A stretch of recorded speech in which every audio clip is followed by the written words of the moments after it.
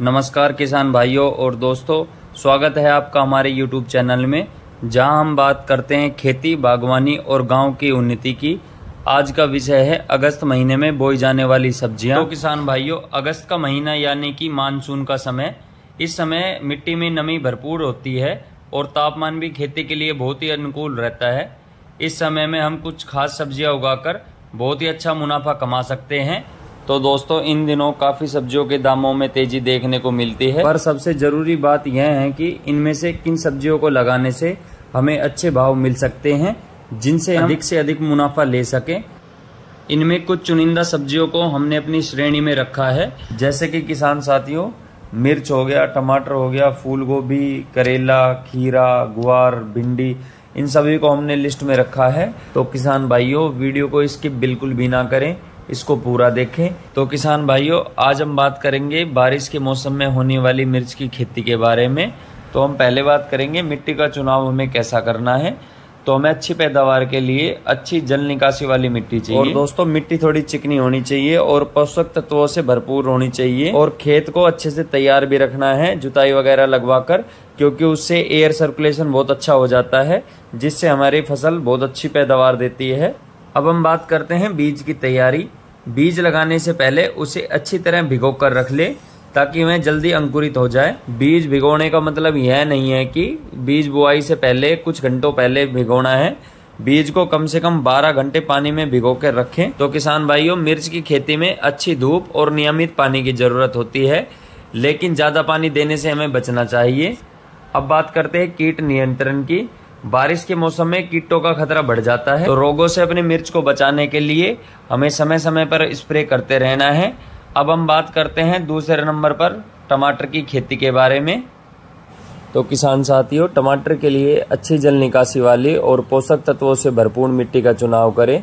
ऐसी जगह चुनाव करें जहां दिन में अच्छी धूप मिले। और किसान भाइयों, पहले नर्सरी तैयार कर लें, उसके बाद उनको खेतों में लगाएं। तो बात करते हैं कि टमाटर में हमें कितने पानी और पोषक तत्व देना चाहिए। टमाटर में हमें नियमित रूप से पानी देना चाहिए, उसको ज्यादा पानी की जरूरत नहीं होती है, और अच्छे फर्टिलाइजर का इस्तेमाल करना चाहिए। तीसरे नंबर पर बात करते हैं फूल गोभी की खेती के बारे में। तो हमें सबसे पहले खेत को अच्छे से जोत कर तैयार कर लेना है, और आप लोग बीज या पौध का इस्तेमाल भी कर सकते हैं। 1 बीघा में लगभग 1 सेंटीमीटर गहराई में बीज बोएं और पौधे 45 से 60 सेंटीमीटर की दूरी में लगाएं, ताकि उन्हें बढ़ने के लिए पर्याप्त जगह मिले। अब तीसरे नंबर पर बात करते हैं पानी और देखभाल की। पौधे को नियमित रूप से पानी दे, लेकिन ध्यान रखें ज्यादा पानी न हो।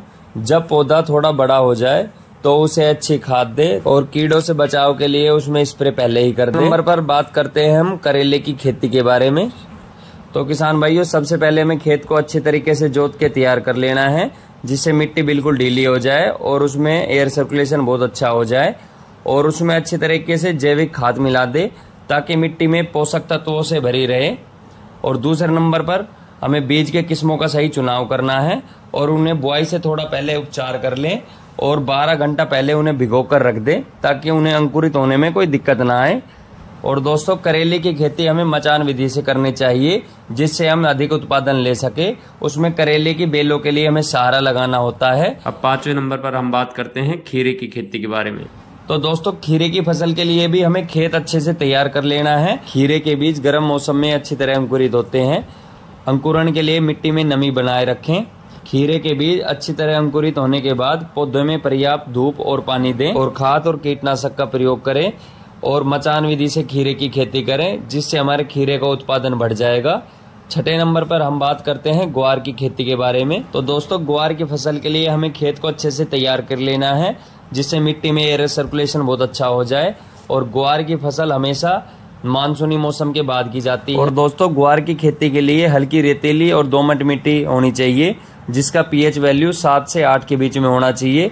दोस्तों, ग्वार की बुआई लाइनों में करनी चाहिए, जिससे पैदावार अधिक हो जाती है। और लाइनों की दूरी 30 से 45 सेंटीमीटर होनी चाहिए, और पौधे की दूसरे पौधे से दूरी 10 से 15 सेंटीमीटर होनी चाहिए, और बीज की गहराई 5 से 10 सेंटीमीटर होनी चाहिए। और दोस्तों, ग्वार की फसल में कम पानी की आवश्यकता होती है, लेकिन शुरुआती अवस्था में और फूल आने के समय सिंचाई करना जरूरी। खरपतवारों को नियंत्रण करने के लिए निराई गुड़ाई करें या खरपतवार नाशक का प्रयोग करें। और दोस्तों, नंबर 7 पर आती है भिंडी की फसल। भिंडी की फसल के लिए हमें पहले तो खेत को अच्छे से तैयार कर लेना है, उसमें जुताई अच्छे से कर लेनी है, मिट्टी को बिल्कुल ढीला कर देना है। अगस्त महीने में भिंडी की फसल कम से कम 60 दिनों में तैयार हो जाती है। बीजों को 12 घंटे पानी में भिगो कर रखें, उससे अंकुरन अच्छा होगा। और भिंडी की खेती में अच्छी उपज लेने के लिए एक पौधे की दूसरी पौधे के बीच में दूरी कम से कम 1 फीट रखें और एक लाइन से दूसरी लाइन के बीच की भी दूरी 1 फीट रखें। तो दोस्तों 8वें नंबर पर हम बात करते हैं शिमला मिर्च की खेती के बारे में। तो शिमला मिर्च की खेती के लिए उचित जलवायु, मिट्टी और समय का ध्यान रखना आवश्यक है। ये साल में 3 बार उगाई जा सकती है।